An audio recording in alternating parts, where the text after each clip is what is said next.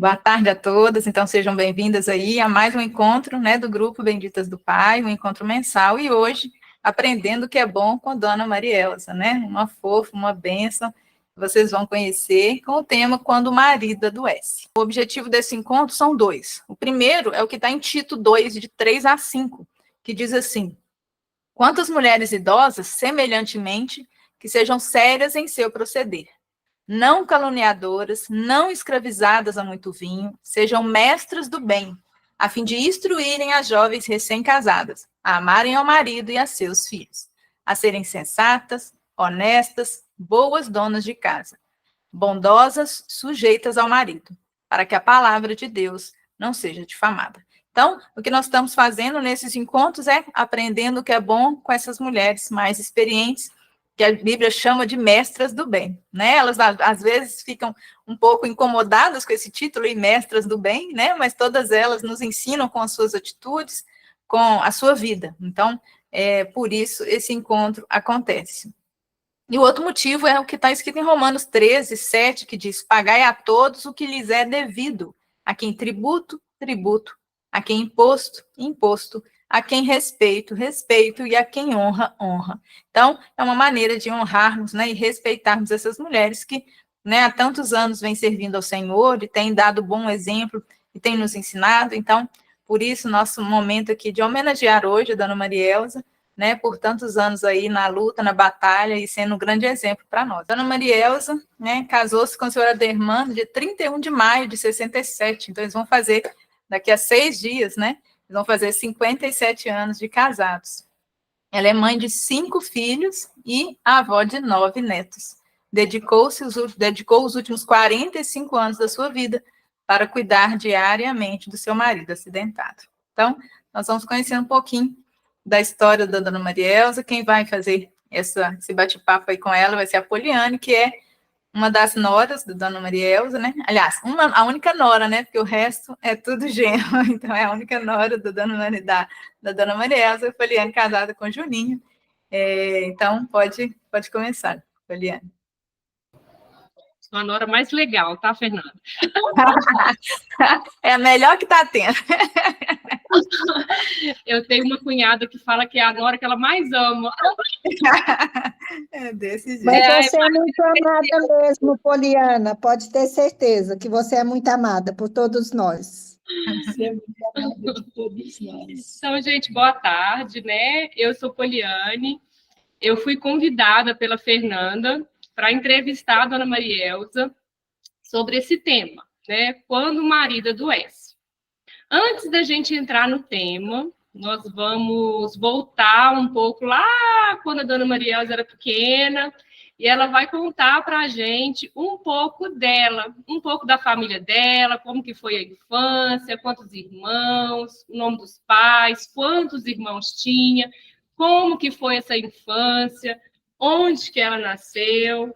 Então, Dona Marielza, se apresente para nós e comece contando aí a história da senhora lá do início. Boa tarde a todos, especialmente a minha irmã, que alguma coisa que eu esqueci, ela pode falar. Eu nasci em Paineiras, Minas Gerais, né? Mas é uma roça, Meu pai tinha uma fazenda pequena, mas lá tinha de tudo, tinha gado, tinha porco, tinha galinha, tinha pato, tinha um monte de coisa.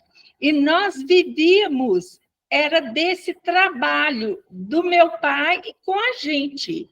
Então, eu tive uma infância maravilhosa. A minha mãe, ela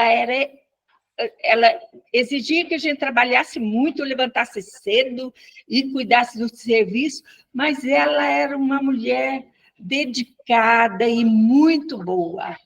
E meu pai era muito amoroso, muito bom. Ele falava assim, a mãe da gente batia na gente, eu falava, não liga não, minha filha, sua mãe é nervosa, né? E a gente, porque a gente tinha muito espaço, tinha muita comida, você saía comendo para buscar uma vaca, para buscar água, então, criança gosta disso, né? Então, foi maravilhoso. A gente nem sapato para a gente ir à missa, que era longe, a gente não tinha. Mas não fazia falta, nós não conhecíamos cidade, nós não conhecíamos nada. Era só criada na roça mesmo. Então, foi uma beleza. Os irmãos, cada qual melhor que o outro, todo mundo trabalhador, a gente não brigava, a gente vivia uma vida tranquila na roça, tranquila. Aqui está o meu pai e minha mãe nessa foto. À direita. É isso, meu À pai e minha direita. mãe. Uhum, Eu estou onde aqui com o mouse? não estou na foto.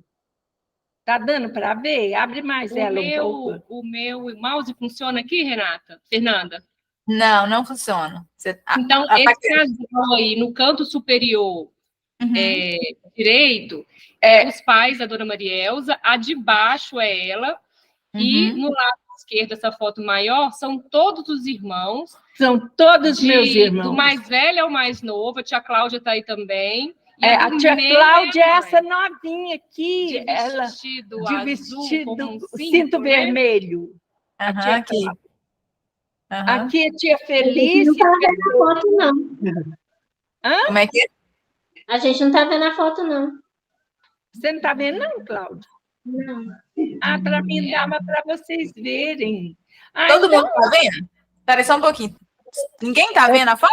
Eu estou vendo a foto. Tá a foto está acima, tá acima. E a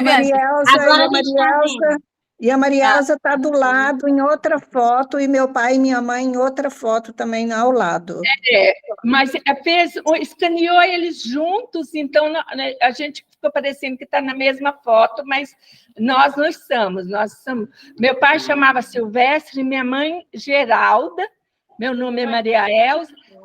Tem Antônia, madrinha, tem 92 anos. Viva até hoje. Ela é viva até hoje.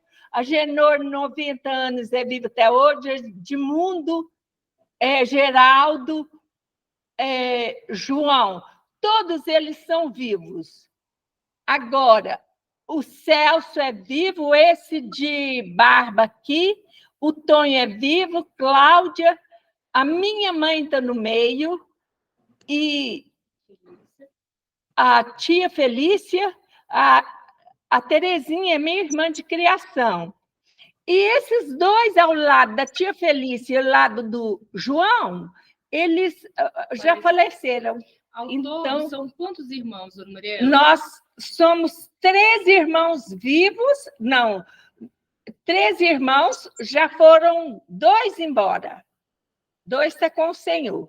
E na fazenda que ela morava, eles produziam tudo para consumir. Eles não compravam nada, era só sal. Não comprava nada, só sal e querosene. Eles plantavam para colher, para poder comer. Então, toda criança já meio que nascia com o serviço dela garantido. O serviço garantido. A gente moía na época de cana, a gente levantava 5 horas, ia para o engenho. Ali, um ia tocar o boi, o outro ia arrumar, os homens arrumavam as canas, o outro ficava lá na taxa. A gente ajudava em tudo. Se era tempo de algodão, a minha mãe fiava, descoroçava o algodão, fiava, ela mesma tecia coberta para todo mundo. Uma beleza. Tudo era feito em casa. E a senhora, nessa época, morava no interior de Paineiras. No interior de Paineiras, na roça mesmo. Tinha o rio Indaiá, onde a gente lavava roupa, onde a gente nadava. Tem que ver que beleza que era a nossa casa, assim, a nossa vida. Foi isso, eu acho que me deu estrutura para ajudar a minha família, criar os meus filhos longe da minha família. Porque uma coisa que eu senti quando eu estava aqui... Mas antes da gente entrar da senhora já com seus filhos, conta pra gente. A senhora morava no interior de Paineiras, depois, quando vocês ficaram um pouquinho mais mocinha, vocês foram para Paineiras estudar. Para estudar. Estudaram em Paineiras, depois foram para Abaeté? A gente foi para Abaeté primeiro, fazer o 5º ano, para depois a gente voltar para para Paineira para fazer o ginásio. E aí a senhora já estava mais mocinha. E eu comecei a namorar o Aderman, eu estava na escola e ainda estava no ginásio. Nós namoramos 1 ano, eu nunca tive outro namorado, só ele. E aí eu tinha já 18 anos, com 19 eu casei. Então, minha vida... E a senhora casou e já morava em Paineiras? Morava em Paineiras. A gente casou e morava em Paineiras. E foi muito engraçada a minha vida, porque foi uma mudança radical. Meus pais mudaram para Brasília e eu fiquei na Paineira sozinha com meu marido e os meus 3 irmãos mais velhos, então, quando que têm fazenda. Seus pais mudaram, eles levaram os irmãos solteiros? Levou os irmãos solteiros para fazer faculdade, para estudar, para trabalhar. E nós, os 3 mais velhos, que era a madrinha, o Genoro e o Edmundo, ficaram nas fazendas deles para cuidar das coisas deles e criar seus filhos também, que todos eles têm filhos. Então, foi assim a minha vida. E hoje eles estão em Brasília. Só os 2 irmãos, o Genoro e o Edmundo, os 2 mais velhos, que estão na Paineira. E aí, a senhora falou que com 1 ano a senhora casou com sua irmã, Dizer, morava em Paineiras e a senhora teve a Ivanete. Eu tive o primeiro filho, eu tive ele aqui na Santa Casa, em Belo Horizonte, e eu perdi esse menino. Ele faleceu, ele nasceu primeiro. Ele nasceu, ele faltava uns dias para 9 meses, contando da época que eu casei, mas isso acho que ele dava para viver, se fosse para viver. Ele viveu 21 horas e morreu. Só que até hoje os meus meninos falam: mãe, e se alguém tiver pegado esse menino e ficado com ele? Porque ele está na Santa Casa, você não viu o seu menino? Não, a gente sabe, né, dona Mariela? A gente não sabe, né? Mas aí a senhora teve o segundo filho, que foi a Ivanete, lá em Paineiras? Lá em Paineiras eu tinha uma parteira lá, e eu tive a segunda. Depois eu tive a Maria Isabel. A Bela também nasceu em Paineiras? Nasceu em Paineiras. E a Patrícia nasceu em Brasília, que aí nós fomos para Brasília. Aí nós estávamos na casa do meu pai, nós nem tínhamos separado. Eu já estava grávida na hora de ganhar um menino, mas foi um parto muito bom da Patrícia. Aí, graças a Deus, ganhei a Patrícia. Depois eu tive 3 abortos. A minha mãe chegava na minha casa, eu falava: ô mãe, aconteceu isso. Eu falava: por que você não desencapou para você ver o que era, se era homem, se era mulher? E o Aderman estava viajando, ele só ficava viajando. Eu ficava mais sozinha, e o Aderman, ele não era ruim, não, ele era bom. Só que ele pensava mais nele do que nos de casa. Às vezes ele chegava, me dava um beijo à tarde, assim, na minha testa, e punha uma camiseta e um chinelo no dedo e saía para algum boteco assim, só voltava amanhã. Tá minha irmã aí que sabe que ele fazia isso. Ele era ele era assim, para ele tudo estava bom. Ele gostava demais da minha família, tinha história com a minha família. Diz ele que ele ficava pensando assim: eu vou chegar e eu vou ficar com a Maria Elza, os meninos. Às vezes ele punha a Ivanete no pescoço, a Patrícia num braço, a Bela no outro, e saía para a rua desse jeito e trazia os meninos, voltava.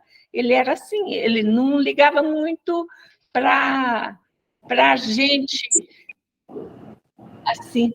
Já mais em casa, mais né? em casa. Ele era muito cheio de amigos. Cheio de amigos. Ele bebia? Muito. Bebia. Mas, e depois da Patrícia, dona Maria, a senhora retornou para Belo Horizonte? Depois da Patrícia, que eu tive esses... Ele vendeu nossa casa lá e comprou um caminhão e a gente veio para Belo Horizonte.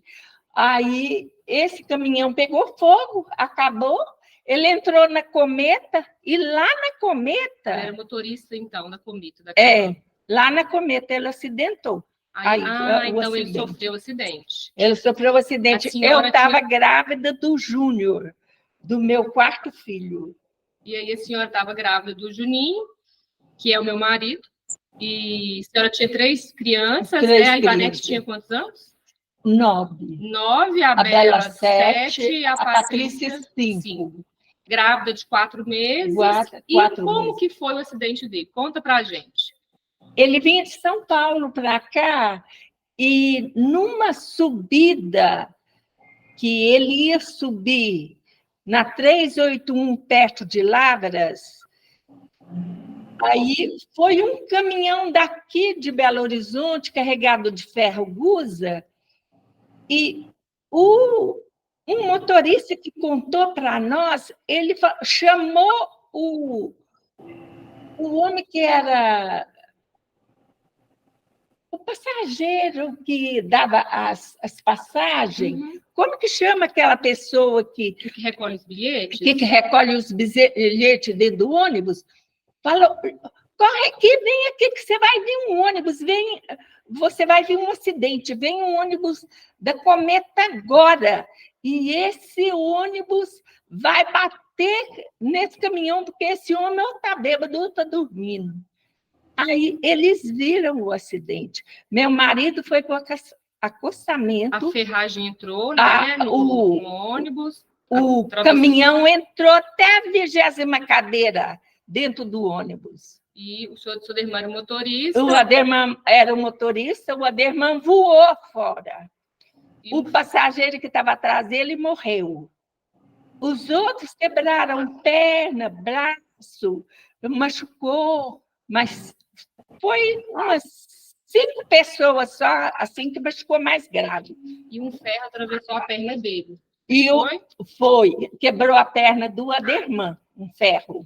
Quebrou o ferro. Então, conta para nós as sequelas que ele teve depois desse acidente. Então, eles recolheram ele e levou para o hospital lá em Lavras, que era o mais próximo.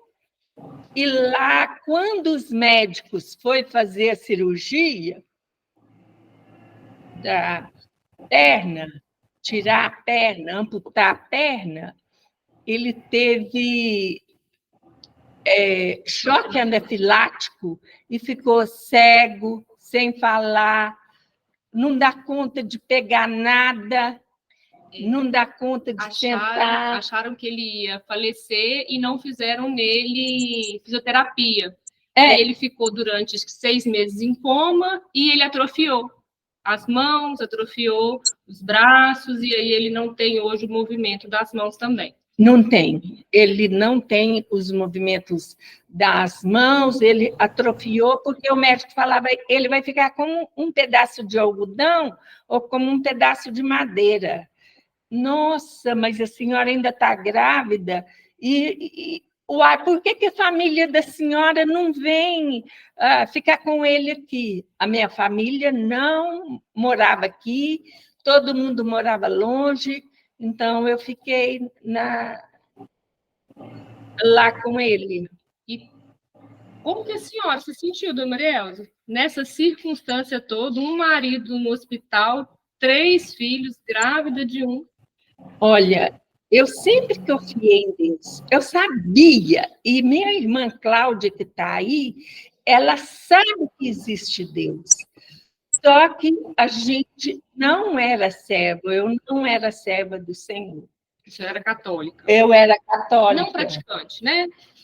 Eu era irmã de Maria, eu era praticante, eu custei a me converter. Uma senhora que morava aqui, que depois que eu vim para cá, para essa casa que eu estou aqui hoje, ela tinha uma igrejinha aqui e ela falou, Maria Elza, você tem que batizar. Eu falei, não, eu já sou batizada, eu não vou batizar, não. Ela falou, você tem que batizar. Eu falei assim, eu não vou batizar, não. Ela falou assim, se você não batizar, você vai perder sua salvação, porque você tem que nascer de novo. Aí ela falou assim, porque para a gente batizar, primeiro você tem que crer, arrepender, confessar Jesus como seu Senhor e seu Salvador. Ela falou, você já fez isso? Eu falei, eu não fiz isso, não.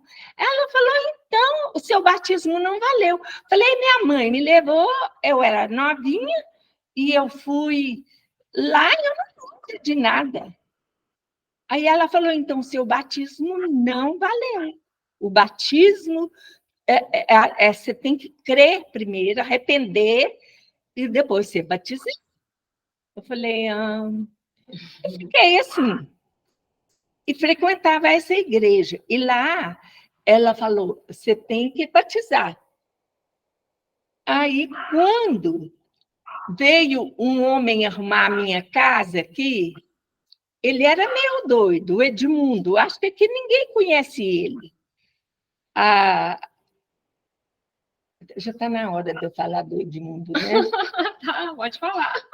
Mas aí, não, porque a Poliana... Mas só conta aqui um pouquinho. Quando a senhora estava diante de todo esse acontecimento, o marido acidentado, os meninos pequenos, grávida, a senhora deve ter ficado desesperada, né? A família longe, a senhora aqui sozinha em Belo Horizonte. E o que seus vizinhos começaram a arrumar para a senhora? Eu estava grávida, eles queriam que eu abortasse. A minha vizinha falou, eu tenho um primo médico que você vai abortar esse neném, que não tem condições de você ganhar esse neném, não. Eu falei, meu Deus, eu levantava à noite, ia chorar, ia pedir a Deus, Deus, me dá força, como que eu vou fazer? E eu não quero abortar, e eu já tinha um Juninho, e eu fiquei grávida quando o meu marido veio para casa, logo depois do nascimento do Juninho, 2 meses depois eu fiquei grávida. Mas, na verdade, eu não estava grávida ainda. Eu fiquei... A gente dando mamar, a gente não tem a menstruação, né? Então, foi depois que eu tive ela. Ela nasceu em fevereiro. O Juninho nasceu em outubro. As pessoas olhavam para a senhora e queria via a situação, queria também levar queria que eles queriam me pegar meus meninos, falava, não, você não dá conta de cuidar do seu marido, dos seus meninos, não, eu vou ficar com os seus meninos. A minha irmã, a minha cunhada, queria a Ana Luísa, que é a caçula, uma senhora que ela arrumou essa casa aqui para mim, que foi Deus também que nos deu. Essa senhora, ela queria ficar com o Júnior. Eu falei, não, eu não vou dar meus meninos para os outros, não. Então, a senhora teve 5 filhos. 5 filhos e o Aderman acidentado. Naquela época de fralda de pano. Fralda de pano, lavar a roupa no tanque, que você tinha lavar à noite. Eu costurava para os meninos ir para casa, era à noite. Tem que ver a minha vida como que era. Eu já estava cansada, esgotada. Eu não tinha mais força. Alguém aqui lembra da Pantera Cor-de-Rosa? Quando ela passava debaixo das portas? Mais ou menos. Alguém não lembra dela? Lembra? Eu Lembramos. me sentindo como uma Pantera Cor-de-Rosa.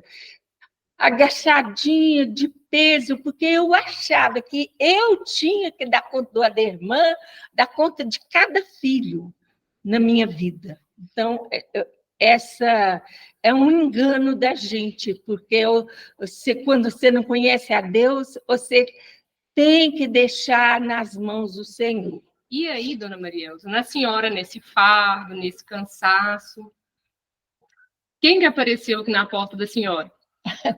O Gates, esse homem que trabalhava na raspação de taco, ele falou, eu conheço um missionário, a senhora quer que eu trago ele aqui?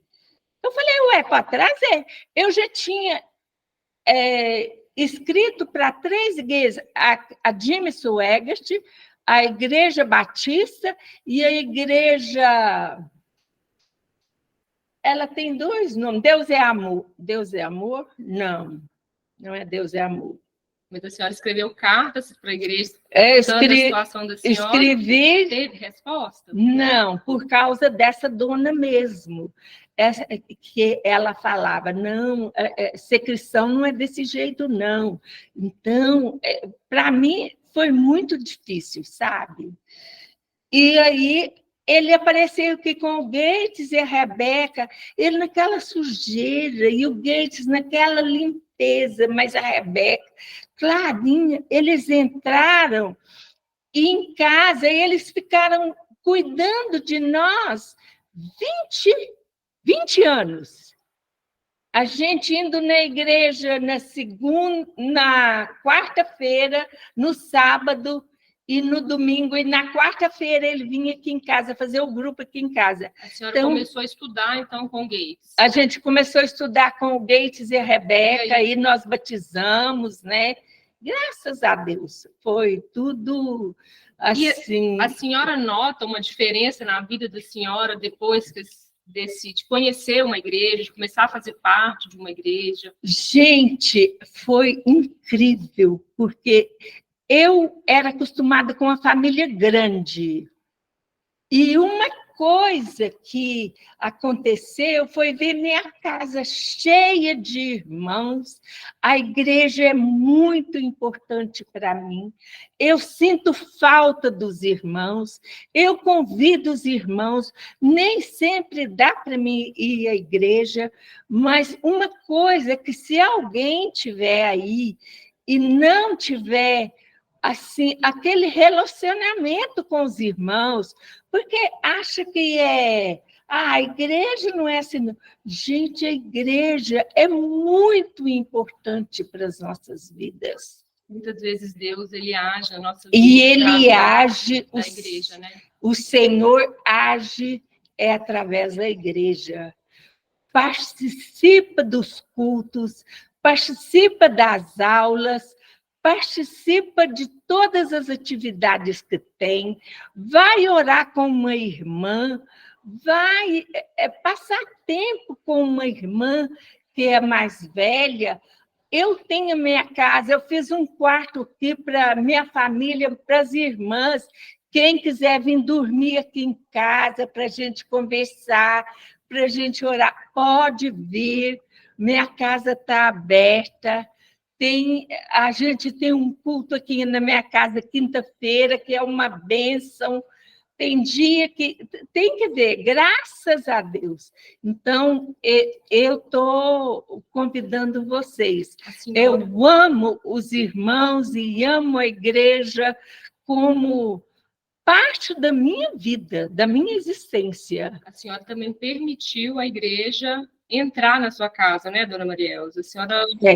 eu permiti, porque quando você tem uma família grande, que você precisa de amigos, que você precisa, sua família não está aqui, não existe ninguém melhor do que os irmãos. Eles viram a nossa família, não é? Nossos irmãos, nossos...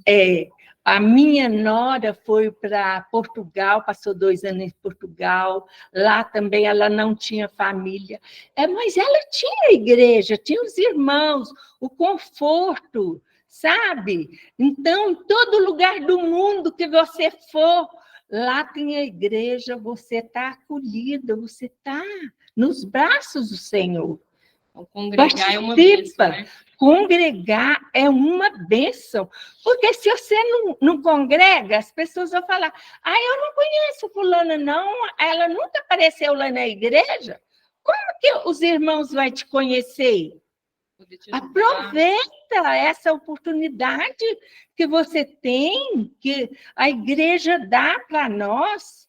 A igreja é a casa de Deus. Lá você vai ser acolhida, vai ser bem recebida, né? Participa. Então, dona Maria Elza, agora eu vou também para outro ponto, né? Porque o tempo é curto. Tá bom. Como que a senhora envolveu o senhor Derman acidentado, né? Porque aí ele já estava ele ficou debilitado, ele ficou de cama, a senhora tem que cuidar dele constantemente não, diariamente, né? Diariamente. Porque a senhora precisa da comida, escovar os dentes, limpar nas necessidades básicas, atender aos pedidos dele ali durante o dia. E como que a senhora deu conta de envolver o Soderman nesse estado de debilitado que ele ficou, envolver ele a exercer o papel de pai, de autoridade de pai, de marido, porque a senhora sempre permitiu isso para ele. O que aconteceu aqui na minha casa,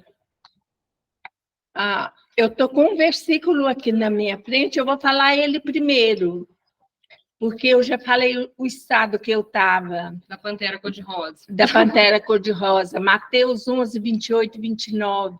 Venham a mim todos que estáis cansados e sobrecarregados, e eu lhe darei descanso. Tomem sobre vós o meu jugo, aprendam de mim, pois eu sou manso e humilde de coração, e vocês encontrarão descanso para as suas almas. Isso aqui, eu não sei qual irmão que falou isso, um irmão da igreja. Falou esse versículo para mim. Eu já tinha estudado, eu já tinha me convertido, mas eu ainda continuava com aquele fardo. Aí, esse irmão, quando ele falou isso, nossa, eu falei, gente, eu vou agora para Jesus e ele vai me dar descanso? Então, tá bom. Aí eu abri uma coberta lá no chão. No seu pensamento. No meu pensamento. Pus o Aderman e cada um dos meus filhos. Falei, Senhor, aqui está, amarrei. E dei, toma, Senhor, esse aqui é a minha carga, que eu não estou dando conta, eu estou cansada. O Senhor vai levar, e o do Senhor é manso. E ele aprenda de mim, pois eu sou manso e humilde de coração, e vocês encontrarão descanso para suas almas. Aí eu senti aquele alívio. Falei, nossa, graças a Deus, agora tá bom. E dei conta de raciocinar, porque parece que eu nem raciocinava, não estava raciocinando. Aí eu falei, Aderman, você é o homem da casa, você que vai cuidar dos meninos, o que você não deixou, o que você acha que eu não devo fazer, você me fala que eu não devo fazer, porque homem, eu não sei, quase todas aí devem ser casadas, eles gostam de mandar. E nós, às vezes, gostamos de rebelar. Nós falamos, não, isso aí eu não vou mexer com isso, não. E eu falava, não, Aderman, pode deixar, eu faço. E aprendi. Foi o que o Senhor me mandou fazer. Ser humilde de coração, a obedecer ao Senhor. Agora, eu não obedeço mais o homem, mas eu obedeço a Deus. O que eu tenho que fazer é para a glória dele. Eu trabalho para o meu Senhor. Eu fui cuidar dos meus filhos e do Aderman como se eu estivesse trabalhando para o Senhor. Todos os dias eu falo, oh, Senhor, me dê força hoje. Então, o Aderman, o que ele me pede, eu não faço nervosa, o que os meus meninos me pedem, eu não faço nervosa. Eu dou conta de controlar a minha vida nesse sentido de, sim, sem ser maior do que ninguém. Talvez eu seja a mais fraca de todas vocês, a mais, sabe? Mas eu confio no meu Senhor, o meu Senhor é forte, e Ele ele me deu descanso, e ele me abençoou. E o Aderman foi um líder bom, o Aderman. Meus meninos, se ia sair de casa, tá aqui a Poliana, que o Juninho pode ter contado para ela, ou falar. Os meus meninos falavam assim, ô mãe, nós vamos lá no centro. Já estava mocinha. Eu falei, não, pede seu pai. Eu não deixei, não. Se seu pai deixar, pode ir. E foi assim, todos, até o Júnior. Fala com seu pai está bom da cabeça. Ele não dá conta de fazer nada, mas a cabeça dele é boa. Então, ele sabe o que pode, o que não pode. E ele estava estudando a Bíblia. Ele é muito, muito temente a Deus. Isso aí, dona Maria, você já tinha quantos anos de casado? Porque parece que foi assim, tão rápido, né? Foi, Quando ele acidentou, a senhora já tinha 10 anos de casada? Eu tinha 12 anos de casada, né? Eu tinha 12 anos de casada quando ele acidentou. E então, agora... quando o menino já era maiorzinho, já estava por uns 20, 25 anos de casado com sua irmã. Quando os meninos estavam maiorzinhos, mais novos, né? Os meus meninos, quando o Aderman começou a conversar, que ele ficou um tempo sem conversar, aí eu passei a responsabilidade assim da casa para ele, e ele assim foi muito bom. E outra coisa que eu não contei, que é de suma importância: quando nós estávamos procurando a igreja para ir, ele orou 1 ano e jejuou 1 ano para que nós fôssemos para a igreja que Deus quisesse que fosse a igreja do Senhor. Então, irmãos, vocês que estão na igreja de Cristo, não tenha dúvida. A igreja de Cristo é a igreja do Senhor. Não tenha dúvida, porque a igreja de Cristo, o Aderman orou e jejuou 1 ano. Eu não tive esse amor, saber qual igreja que eu estou. Não, eu não tive, não. Mas ele teve. Ele é zeloso.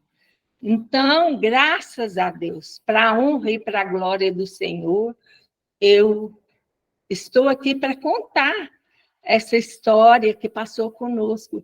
E hoje meus filhos todos são casados. Eu tenho 9 netos. A mais nova, a caçula, é filha da Poliana, e a mais velha é da Duda. Esses são os meus netos. São 9, né? São 9. Essa aqui é a minha 8. caçula de vestido branco, ela Vermelho. De vestido vermelho. E a mais velha vai fazer 15. E a mais velha vai fazer 15. É a Duda e a Lulu vai fazer 15. A Manuela, essa alta aqui, ela vai fazer 14. Então, minha família está toda criada, praticamente, só que eles ainda não estão no Senhor. Tenho filhos que ainda não servem ao Senhor. No Dia das Mães, eu recebi esse prêmio, que foi o presente. Todos eles foram à igreja comigo. A que mora em Juiz de Fora, que é a Bela, a que mora em Onça de Pitangui, que é a Patrícia, e todos os outros aqui, nós fomos com os meus netos à igreja. Então, convida sua família, seus filhos, leva seus filhos para a igreja, convida seu marido. É o lugar de ir, é para a igreja. Nós não temos outro lugar senão a casa do Senhor. E a próxima pergunta que eu tenho aqui, a senhora já meio que respondeu, né? Que foi como que a senhora encontrou força, ânimo e contentamento para fazer todo esse trabalho durante todos os anos, que a senhora já meio que respondeu aí, que foi no Senhor, né? Eu procuro estudar a palavra todos os dias. A palavra de Deus eu procuro estudar todos os dias, meditar. Eu não sei muito da palavra, inclusive eu estou falando uma coisa que eu não faço. Porque eu falei, vai em todas as reuniões, vai em todas as... E eu falava com a Rebeca, eu não estou fazendo a vontade de Deus, não. Eu não fui no acampamento, eu não fui na reunião de mulheres, eu não fui na reunião da igreja, não teve jeito de ir. Eu falava, não, seu trabalho é aí na sua casa. Se você tem um irmão, ou um filho, ou um marido que precisa de você, ajuda seu filho, ajuda seu marido, ajuda seu irmão nessa graça. Você continuando servindo a Deus, continuando indo o dia que você pode, mas participando dos cultos, dos momentos de alegria, dos momentos com a igreja. A igreja é nossa família. E a senhora não conseguia ir, mas a senhora também permitia as pessoas virem, né? Eu permitia que todos têm, né? Todos podem, e até hoje eu sinto agraciada e feliz quando vem um irmão. Às vezes eu não dou conta de fazer um café direito, não dou conta, não, mas é um prazer receber os irmãos na minha casa.